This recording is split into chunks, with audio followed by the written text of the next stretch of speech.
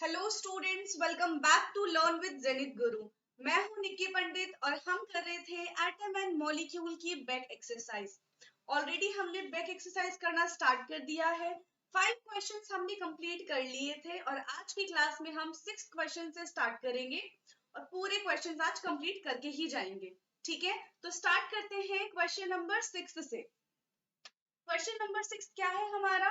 Calculate the molar mass of the following substance. हमें इन सब का मोलर मास निकालना है। मोलर मास क्या होता है? देखो, अगर आप लोगों को एटॉमिक मास पता है तो आप मोलर मास बहुत ही इजी तरीके से निकाल सकते हैं। एटॉमिक मास क्या होता है? किसी भी एटम का मास क्या है?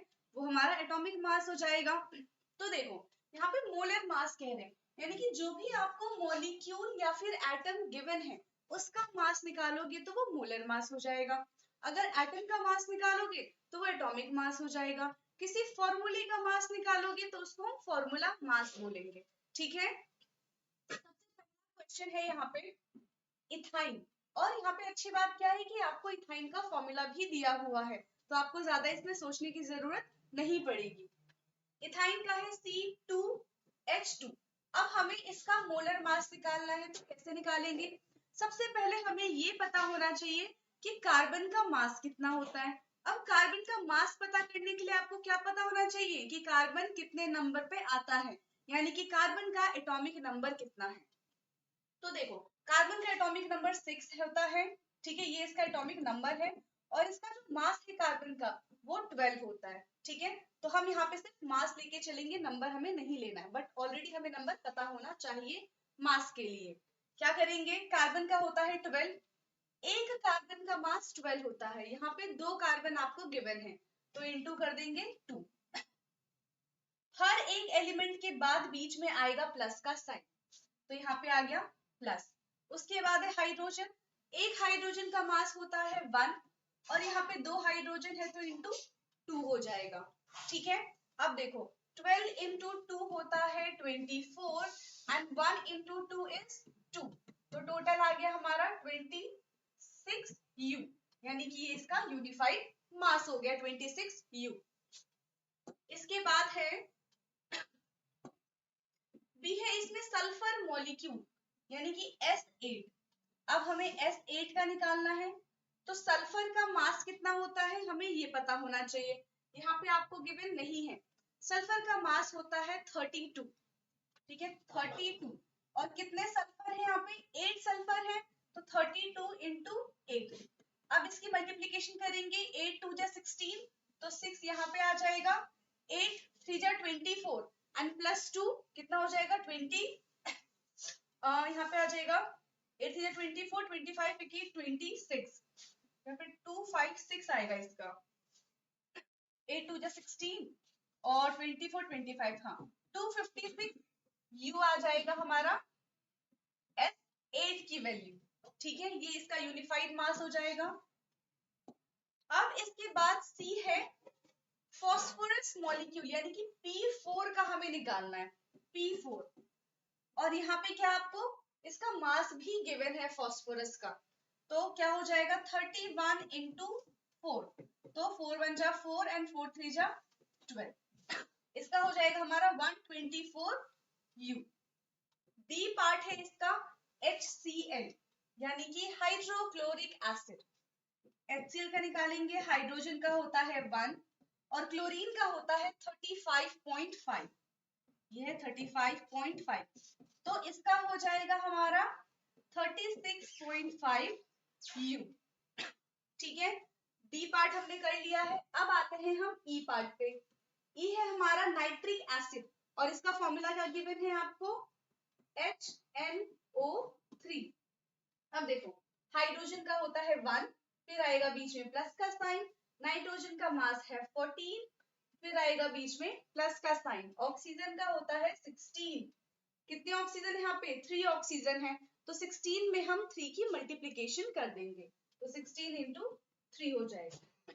14 प्लस 1 15 एंड 16 इंटू 3 हो जाएगा 48। तो इसको काउंट कर लेते हैं, देखते हैं कितना हो जाएगा। 3 एंड 4 5 6, यानी कि ये हो गया हमारा 63U। HNO3 का हमारा हो जाएगा मोलर मास 63U। तो हमने क्वेश्चन 6 कंप्लीट कर लिया है, बहुत ही इजी क्वेश्चन था। अब हम चलते हैं क्वेश्चन नंबर 7 की तरफ।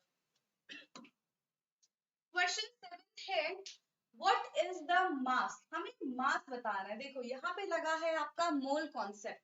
मोल कॉन्सेप्ट के लिए आपको एक सिंपल सा फॉर्मूला पता होना चाहिए। Moles is equal to given mass upon molecular mass. लिख देती हूँ मैं, mole is equal to given mass upon molecular mass और मोलर मास। मोलर मास कौन सा, जो अभी हमने थोड़ी देर पहले ही निकाला है 6 वाले क्वेश्चन में, वही है हमारा मोलर मास। और गिवन मास क्या है, जो आपको क्वेश्चन में दिया जाएगा।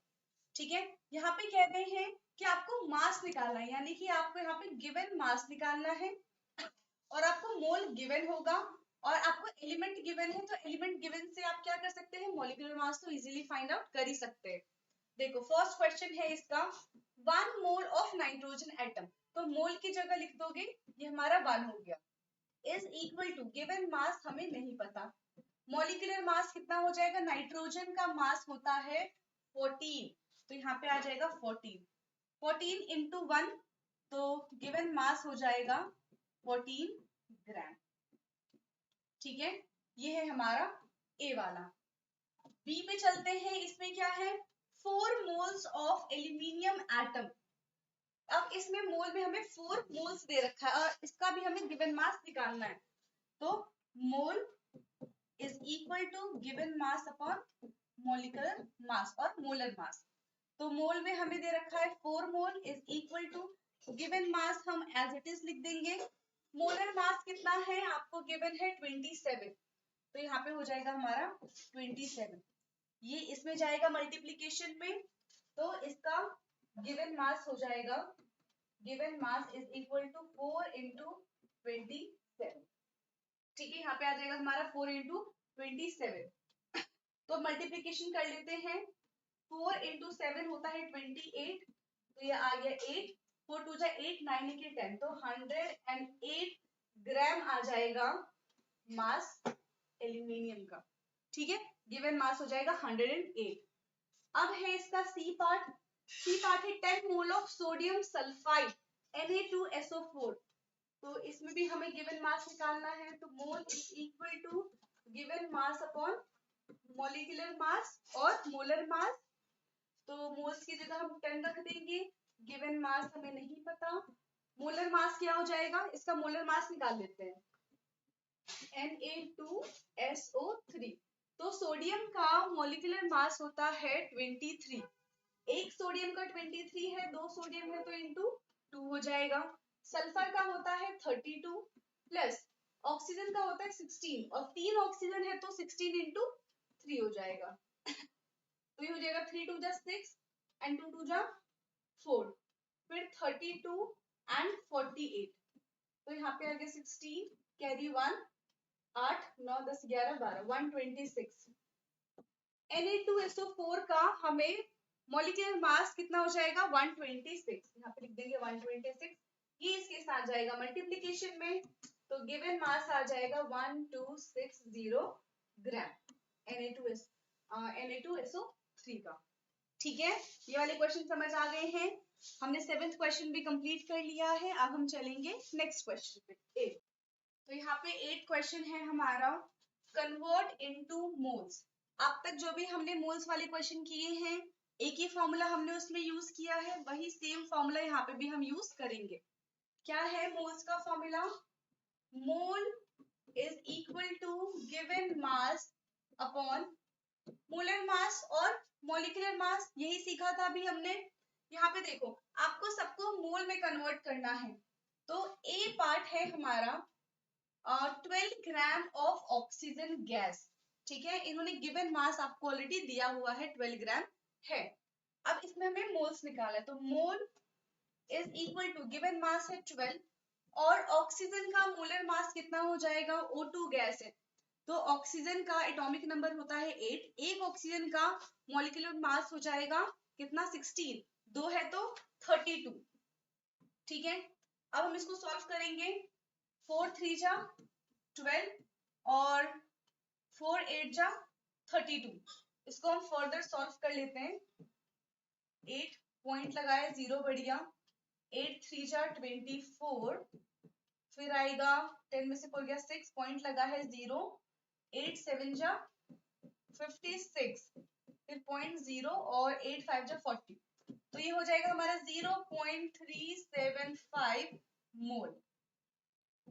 ठीक है, फर्स्ट वाले में हमें अगर 12 ग्राम ऑक्सीजन गैस दिया हुआ है और हमें मोल फाइंड आउट करना है, तो 12 ग्राम ऑफ ऑक्सीजन में हमें 0.375 मोल हमें मिल जाएगा। ठीक है, अब चलते हैं इसके बी पार्ट पे। बी है 20 ग्राम ऑफ वाटर, तो यानी कि इसका भी मोल निकालेंगे। So mole is equal to given weight क्या है इसमें 20 ग्राम, तो 20 हो जाएगा। अब वाटर का मोलर मास क्या होता है, H2O is equal to hydrogen का 1 है, 1 इंटू 2 प्लस 16 यानी कि 18 ग्राम। ठीक है, तो वाटर का मोलर मास हो जाएगा 18। सॉल्व करेंगे, 10 से 2 से जाएगा 2, 10 जा 20 एंड 2 9 जा 18। इसको सॉल्व करेंगे तो 1.11 मोल आ जाएगा।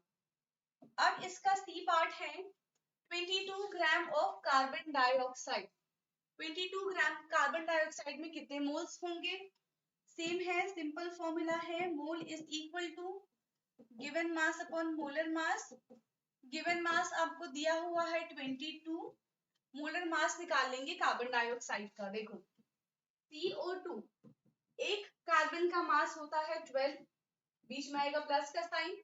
ऑक्सीजन का मास होता है 16, 2 है तो 32, ये हो जाएगा हमारा 44। तो यहाँ पे आ गया 44, 11 से चला जाएगा दोनों, 11 2 जा 22 एंड 11 4 जा 44, 2 1 जा 2, 2 2 जा 4 यानी कि 0.5 मोल।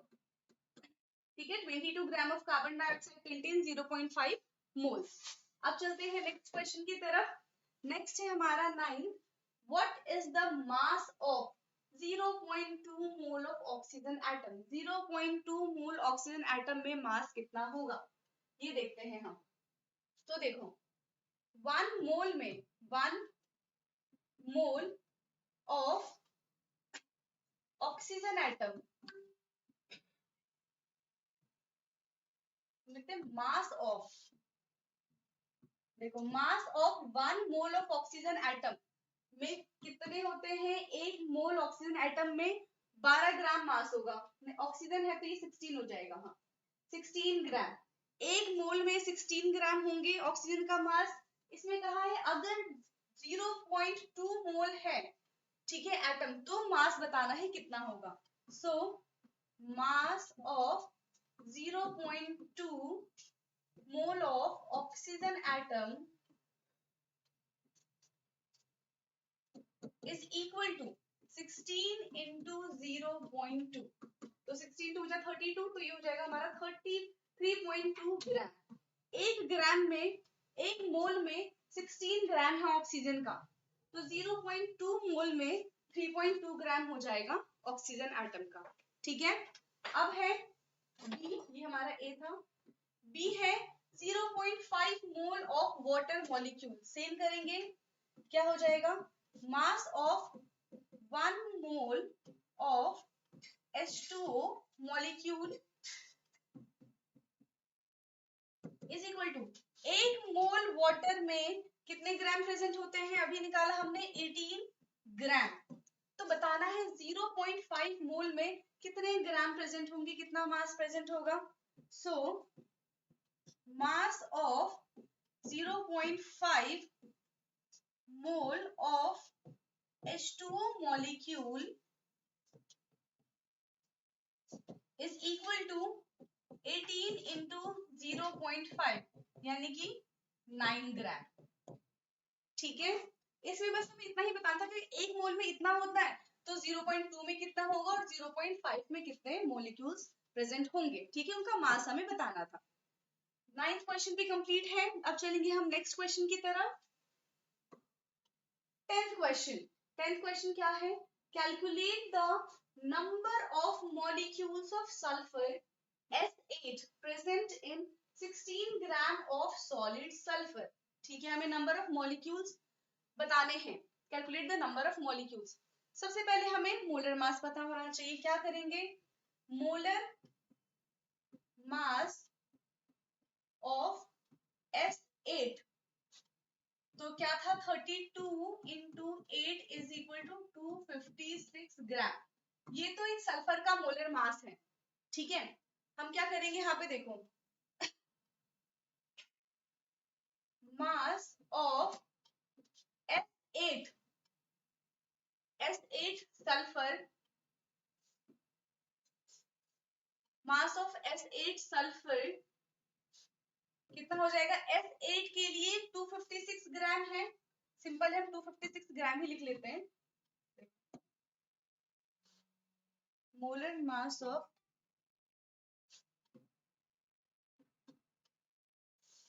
Molar mass of 256 gram of solid sulphur. 256 ग्राम में कितने मॉलिक्यूल्स होंगे? 256 ग्राम में हमारे पास 6.022 इंटू 10 की पावर 23 मॉलिक्यूल्स प्रेजेंट है।